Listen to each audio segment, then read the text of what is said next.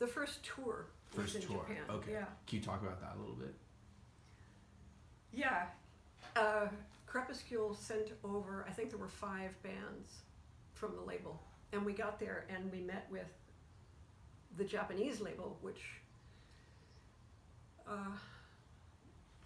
was tied in with, and this was a standard thing then, you would be,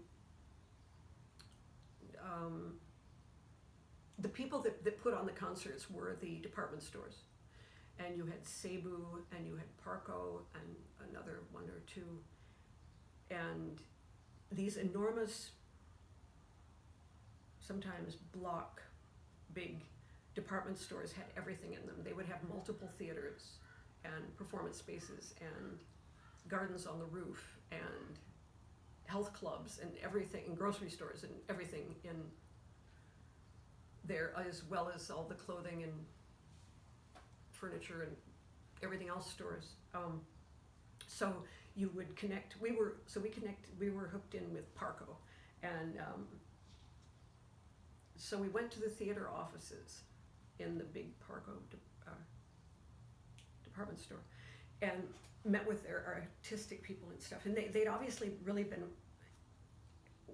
waiting for us, and they were very enthusiastic and happy to see us and everything. But then they handed each of us a book about this thick, which dictated everything that was going to happen. And everyone was going to gather on the stage at the beginning, coming from the back of the theater. We were going to tell jokes. We were going to do magic tricks. We were going to have costume changes, and then we would leave, and it would be one band after the other. But each band would have a different set, and we were told that we should start with.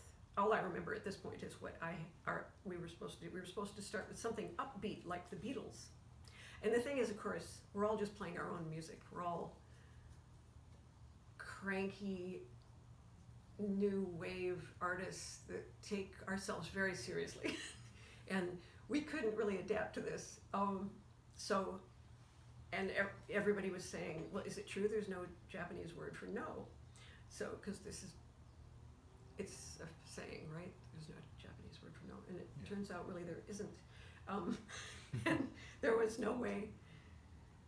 And we tried collectively and individually, jointly and severally, to say no. And then they would come back and present us with the same thing, very politely, smiling, backing away from us while bowing, and it would be exactly the same thing they'd given us at the beginning.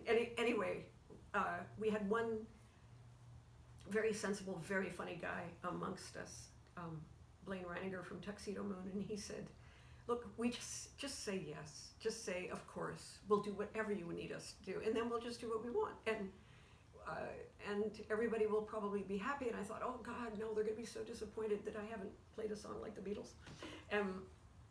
And so he went out on his own to tell jokes that were oddly pointed, and but he got away with it. And then we all went out and we did our individual sets. And we had extraordinary, like my stage set were a bunch of headless mannequins with sort of blood dripping on them. And that was your design? No, it was a woman with a very striking haircut who had done all the designs, and she was a professional.